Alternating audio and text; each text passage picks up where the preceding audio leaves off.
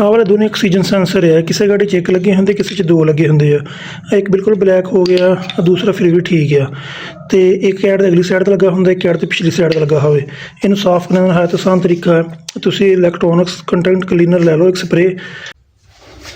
ਪਹਿਲਾਂ ਤੁਸੀਂ ਇਹਨਾਂ ਨੂੰ ਇਸ ਤਰ੍ਹਾਂ ਸਪਰੇਅ ਕਰਨੀ ਹੈ।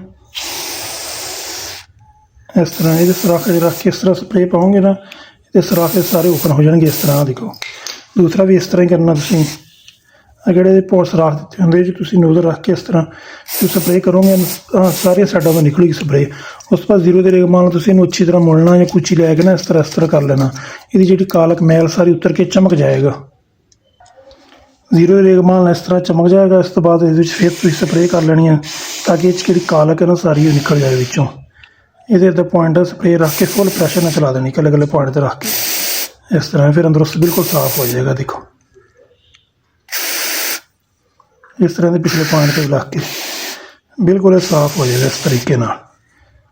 ਦੇਖੋ ਚਮਕ ਗਿਆ, ਇਸ ਤਰ੍ਹਾਂ ਲੱਗਦਾ ਕਿ ਤਾਂ ਬਿਲਕੁਲ ਨਿਊ ਹੁੰਦਾ। ਇਸ ਤਰ੍ਹਾਂ ਤੁਸੀਂ ਇਹਨੂੰ ਵੀ ਸਾਫ਼ ਕਰ ਲੈਣਾ ਇਸ ਤਰ੍ਹਾਂ।